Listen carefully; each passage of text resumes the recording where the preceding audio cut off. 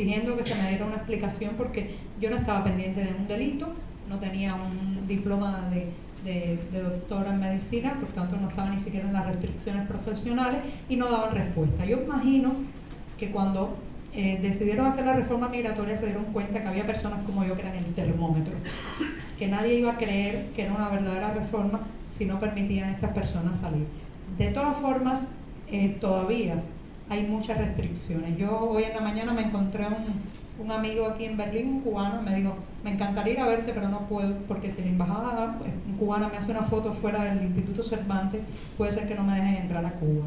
Eso me parece todavía horroroso, ¿no? Me gustaría hablar un poco de las actividades de los blogueros de periodismo independiente, como se llaman en Cuba. Obviamente, por las dificultades de acceso particular a Internet, es cierto que tu blog, por ejemplo, se lee más en el exterior que en la misma isla. Ese es uno de los argumentos que nos dicen aquí afuera los manifestantes, que en Cuba no la conoce nadie. ¿Cómo realmente es la influencia y cómo es el impacto de esta pequeña pero muy activa blogosfera que existe? Bueno, yo quizás no sea la persona indicada para ir por ahí diciendo quién me conoce o quién no, porque eso podría parecer un poco arrogante, ¿no? Pero las personas que dicen que nadie me conoce en Cuba están desmintiendo a la propia televisión oficial que me ha sacado varias veces en el horario estelar de la noche, ¿no? O nadie ve la televisión en Cuba, o parece que alguna gente me conoce, ¿no? Bueno, pues el fenómeno de la blogósfera alternativa, como ustedes saben, es un fenómeno que comenzó a surgir fundamentalmente a raíz del año 2007. Me tocó ser pionera de las otras, ¿no? También me tocó ser de las anteriores, también me tocó ser de las otras pioneras. Y como todo pionero, me toca parte de la culpa y de la gloria, lo asumo. Bueno, pues ese es un fenómeno que en un principio llevó a muchas personas que no opinaban y no que tenían activismo cívico, pues a expresar su inconformidad, sus críticas, sus narraciones cotidianas en Internet.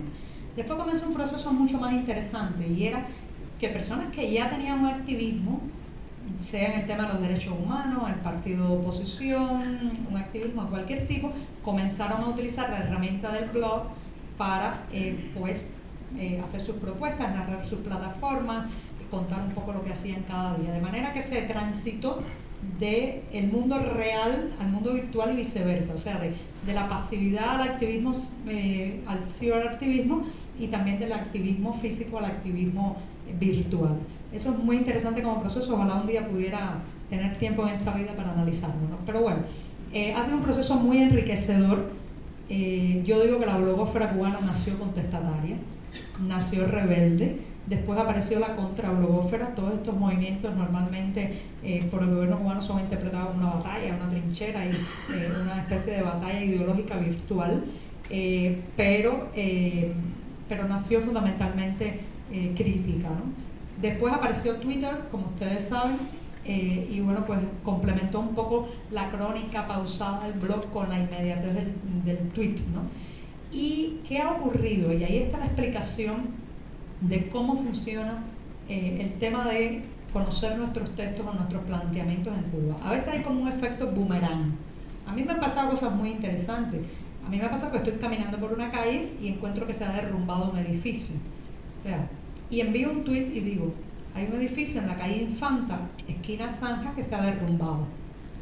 Porque Twitter también sirve para cosas que no son políticas, o sea, sirve para narrar eventos climatológicos, para pedir solidaridad con las víctimas del último huracán y para narrar también cosas cotidianas como un derrumbe, que es algo muy normal en la capital de todos los cubanos.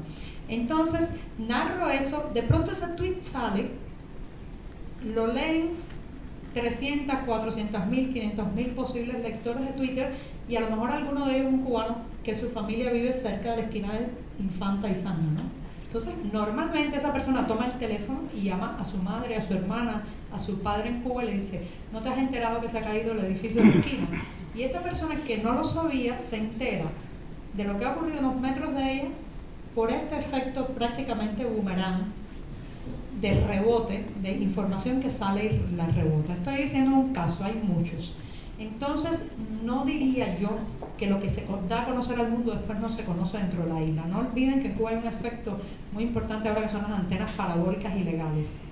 Hay cientos, miles de familias en todo el territorio nacional que a través de esas antenas que están prohibidísimas y las esconden detrás de un tanque de agua, detrás de una sábana, detrás de una ventana, captan la señal televisiva que viene fundamentalmente de la Florida. Entonces yo me encuentro mucha gente en la calle que me dice, te vi. Y yo le digo, ¿pero lees mi libro? Y dice, no, yo no leo. A mí no me gusta leer, pero te vi. Ya sé que me veo en la antena. Digo todo esto porque, como saben, y aquí hay muchos cubanos que lo saben muy bien, somos especialistas en buscar todo lo que está censurado, prohibido o racionado. Como mismo nos sumergimos desde pequeños en el mercado ilegal y clandestino para buscar leche, huevo, pollo, así mismo nos sumergimos en busca de información. Si en Cuba hoy te quieres enterar de lo que decimos, nos encuentras, ¿no? Sin embargo, de otra manera, en este momento, hace un par de días, el señor Díaz-Canel, que por la voluntad de Raúl Castro, lo que anunció la vez pasada es que el sucesor de Raúl Castro, cuando este ya no sea presidente dentro de 5 años, dijo en la ocasión de inauguración del nuevo año escolar o algo así, que obviamente prohibir informaciones ya no tiene mucho sentido porque a través de las redes sociales y de Twitter toda esa información ya existe y hay que fortalecer la formación de los jóvenes en las escuelas y en las universidades para que sean revolucionarios conscientes y se pueda dialogar con las otras informaciones. Este tipo de diálogo que prácticamente no existe. Aquí afuera hemos visto a alguien con una bandera, Johanny, cállate. Y eso es más o menos lo que se busca, siempre es callar, ¿no? ¿Te parece de alguna forma real que el gobierno esté dispuesto a tener algún diálogo real? Bueno, voy a responderte en varias partes, me han hecho varias preguntas, ¿no? En torno a lo de allá afuera, estoy acostumbrada. Triste, pero estoy acostumbrada. El primer recuerdo de mi vida es un acto de repudio. 1980, yo, en el solar de Cayo Hueso, donde nací, mi hermana y yo asomadas a la reja del balcón y unas personas que gritaban. Yo no supe qué era hasta años después. Ese es el primer recuerdo que tengo de mi vida. Antes que un recuerdo de comerme un chocolate o de ir a una tienda de juguetes, recuerdo un grupo de gente gritando y mi abuela diciendo, niñas, entren. Que era un acto de repudio contra 2 vecinos que habían decidido irse por el puerto del Mariel. Los propios vecinos que hasta un día antes estaban metidos en su casa, conversando, jugando dominó, estaban ahí haciendo un acto de repudio. Digo esto porque es triste, pero ese tipo de cosas son inherentes a la vida cubana. De manera que estoy acostumbrada y bueno, pues me encantaría que en mi país también pudiera ocurrir así, que pudiéramos protestar pacíficamente contra un político, un parlamentario, algo que no nos gusta, sin terminar en la cárcel por 20 o 30 años o ser reprimidos a golpes por la policía, ¿no? En torno a las declaraciones de Díaz-Canel me parecieron muy interesantes y yo creo que van un poco con la lógica de la respuesta anterior, que era las reformas como un paso detrás de la realidad. Ante el hecho y la evidencia de que no pueden controlar la información, tienen que darse cuenta y decirlo de que el muro del control está lleno de grietas que ya no pueden tapar todas las grietas que le salen a la censura, por un lado. Pero cuando yo escucho una declaración así, digo, bueno, ¿y ahora qué van a hacer? Y lo que leo en esas mismas declaraciones es que van a fomentar la preparación ideológica, a ser un hombre nuevo más impermeable a la contrainformación, a la información diferente a la oficial. Y eso no es lo que quiero oír. Lo que quiero es oír que van a decir, bueno, entonces, pues caballero, se acabó el monopolio informativo del Partido Comunista sobre los medios nacionales y vamos a permitir que haya legalmente otros medios. No, todo lo resuelven con el atrincheramiento de la idea y no con la aceptación de otras ideas. Por eso me pareció interesante la declaración, pero no creo que llegue a ningún lado. A nivel, digamos, más personal, o tus vecinos, porque me imagino que en tu barrio, en tu edificio, todo el mundo te conoce. En la escuela donde va tu hijo, los demás padres te conocen y saben qué haces. ¿Cuál es más o menos, digamos, en estos contactos personales, prevalece el miedo que habías explicado antes o hay más apertura? Bueno, yo creo que me ha tocado un momento diferente de la historia nacional, ¿no? Una persona como yo hace 15, 20 años, 10 años, hubiera estado condenada a la muerte social, a ser una no persona. Pero me ha tocado un momento en que los oportunistas, recuerden que el oportunista cubano es la mayor parte de la población que ha aprendido las técnicas de la máscara y la simulación para sobrevivir, ¿no? El oportunista tiene muy buen olfato. El oportunista, si algo lo hace oportunista, es su olfato para darse cuenta que tiene que decir en cada momento. Entonces, los oportunistas en Cuba huelen los cambios que inevitablemente vendrán. No es porque yo los quiera, ni porque otros lo quieran también. Es que vendrán porque hay una verdad como una montaña, y es que la generación histórica está muriendo. La biología en mi país va a poder lo que no ha podido la rebeldía. Es triste, pero así es. Entonces, esos cambios vienen, nadie va a poder pararlos ni detenerlos. Lo que vamos a tratar de que sean lo más pacíficos, lo más democráticos e inclusivos posible. Y entonces el oportunista huele y se posiciona. Así que me encuentro mucha gente que cuando se queda solas conmigo, el ascensor me dice, resiste. No lo dicen cuando hay otro escuchando, no lo dicen en público, pero me lo dicen. Se ha hecho mucho trabajo en mi comunidad para aislarnos, pero se ha encontrado con algunos problemas, y este es un caso muy particular. Yo sé que otros disidentes la han pasado mucho peor, pero en mi caso, yo vivo en un edificio de 144 apartamentos, modelo yugoslavo, que mi esposo construyó junto a una microbrigada de otros vecinos. Conocen ustedes que en los años 70 y 80, con el subsidio soviético, bueno, pues gente que necesitaba casa daban materiales, un terreno al gobierno, y las mismas personas que necesitaban la vivienda construían sus casas. Mi esposo trabajó durante 5 años como constructor, aunque era periodista en ese entonces, y conoce esa comunidad de aquel momento. Cuando usted ha compartido el levantar una pared con una persona, cuando usted ha compartido el montar en una grúa una pieza de prefabricado y llevarla hasta el techo de un piso 12, 13 o 14, cuando usted ha comido en una bandeja de metal al lado de otra persona, o se ha bañado en unas duchas sin cortinas al lado de otro, créame, nadie puede venirle a decir quién es esa persona, usted la conoce.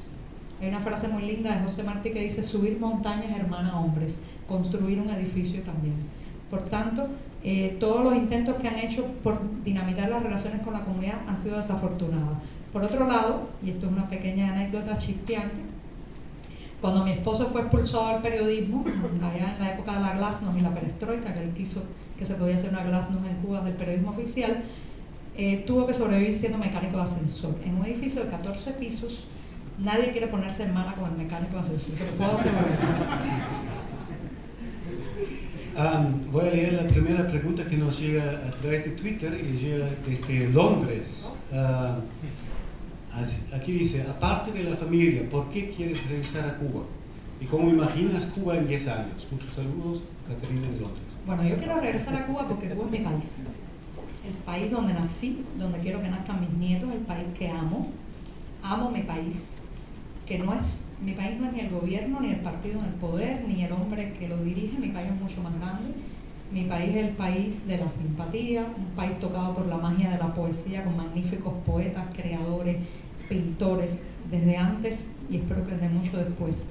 Y entonces amo mi país, amo la lengua que hablo, amo caminar por las calles, me entristece mucho las calles de mi país por todas las situaciones que ustedes conocen de deterioro, pobreza, bueno, prostitución, dualidad monetaria, etcétera, pero me gusta caminar por ellas. Y sobre todo cuando la gente me dice, ¿por qué no te va? Le digo, no, que se vayan ellos, si nosotros somos mayoría. Bueno, antes de dar la palabra a ustedes para sus preguntas, yo quería darte la oportunidad de decir algo sobre las acusaciones que siempre te llegan a través de estos actos de repudio, a través de mensajes en internet. Y hay las inquietudes. ¿Quién financió todo este viaje? ¿Cómo te financias? ¿Qué contactos internacionales tenés? ¿Sos agente de la CIA? ¿Por qué te encontraste durante este viaje con políticos de extrema derecha, viejos revanchistas en Miami contra Cuba? Por favor. Sí, bueno, te agradezco mucho que me hagas esa pregunta, sobre todo de quién financia la gira. Es la pregunta que más me han hecho en este viaje y la que más me gusta responder. Porque no tengo nada que ocultar, soy una persona muy transparente y porque además yo creo que, y voy a reflexionar, voy a responder la pregunta, pero voy a reflexionar primero con ustedes sobre la pregunta. Le preguntan a un cubano, ¿quién te paga un viaje? Detrás de esa pregunta está el horror de saber que ningún cubano así acumule durante 30 años de trabajo parte de su salario y podrá jamás financiarse un viaje. Eso es horroroso, de verdad. Entonces, eso, de reflexionar un poco, virarles la pregunta, ¿no? Porque siempre la lanza y digo, bueno, ¿y por qué me hace esta pregunta a mí? No se la hace a un alemán o no se la hace a otra persona en otra parte del mundo. En el caso mío, como ustedes saben, yo llevo 5 años tratando de viajar, se fueron acumulando invitaciones, yo he ganado importantes premios, entre eso el premio Ortega y Gasset de periodismo en trabajo digital en el año 2008, me gané el D-Box. Me invitaron a muchísimos lugares a dar conferencias, me invitaron a participar en eventos tecnológicos y las invitaciones fueron acumulándose. Yo tenía una gaveta que eran todas las cartas de invitación, todos los documentos que alguna vez me enviaron, todas las sillas vacías, no, las sillas no las guardaba, pero las fotos de las sillas sí, las sillas vacías que estaban en los lugares donde yo no pude ir. Y un buen día, cuando el cerrojo insular se abrió, lo que cayó sobre mí fue una avalancha de reconfirmaciones de te esperamos. En aquellos lugares donde no pudiste llegar, te estamos esperando. Como ustedes saben, cuando uno le invita a una institución académica, cuando uno le invita a un evento, pues normalmente los anfitriones pagan los gastos y dan el techo y la comida. Eso es lo básico, eso se hace en cualquier parte del mundo. Por ejemplo, ahora mismo Mariela Castro acaba de viajar a Nueva York y Filadelfia, me imagino que lo haya hecho así también, ¿no? Digo yo, ¿no?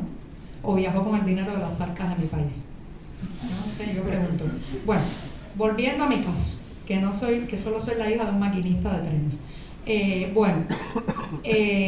En mi caso me fui a Brasil con una colecta que se hizo pública y transparentemente a través de internet, donde cada blogger, cada persona, cualquiera de las personas que estaba aquí, incluso está aquí sentada en esta sala, podía contribuir a esa donación para que yo pudiera viajar. Así se pagó mi boleto a Brasil, se pagó mi estancia en Brasil y después me fui a República Checa invitada por Amnistía Internacional a un evento de festivales que también, claro, Amnistía corrió con los gastos de mí y de todos los activistas allí. Había activistas de Corea del Norte, bueno, en fin, de muchísimos lugares, México, en fin. Y después me fui a España invitada por el Congreso IREDES, donde me habían esperado, que me había ganado el premio en el 2010, el premio IREDES, donde me habían esperado y no fui. Bueno, pues claro, está corriendo con los gastos. Y puedo seguir porque es muy largo, ¿no? Pero bueno, me fui a Estados Unidos invitada por varias universidades. El Baruch College también estaba en eso. Pues claro, están las universidades, lo más común es a los conferencistas, pues les proveen de alojamiento y comida. Me fui a la Florida porque mi hermana farmacéutica durante 2 años después de emigrar ha estado ahorrando para que yo estuviera allí y le pudiera dar un abrazo a ella y a mi sobrina que en todo ese tiempo no había visto. Aquí estoy también, gracias a esa solidaridad, porque, y esto es un pequeño paréntesis, soy millonaria en amigos. Tengo muchos amigos comunes, amigos que son personitas como yo, pero muy buenos amigos que me quieren y que los quiero. Y eso, créanme, es una fuerza más poderosa que cualquier central de inteligencia, que cualquier gobierno del mundo. Es mucho más poderoso que todo eso. Entonces, bueno, pues aquí estoy, invitada por la Deutsche Welle. Me voy a Suiza en unos días también a presentar un filme, invitada por la directora del filme. Me voy a Suecia a un evento de tecnología, libertad de internet, y me voy a Polonia invitada por el principal periódico polaco. Después me voy a Cuba. A Cuba no necesito gastos, que nadie me pague porque tengo mi propia casa, afortunadamente. Pero bueno, les explico todo esto, aunque pudiera reservármelo, pero no quieren oír respuestas. Esa pregunta no va a la búsqueda de una respuesta. Esa pregunta tiene varias direcciones. Uno, matar al mensajero. No rebata su mensaje, no argumentes lo que ella dice, destrúyela. ¿Bien? Bueno, es una técnica muy conocida, yo creo que ustedes la conocen muy bien. Incluso Goebbels es uno de los grandes artífices y maestros de esa estrategia, ¿no?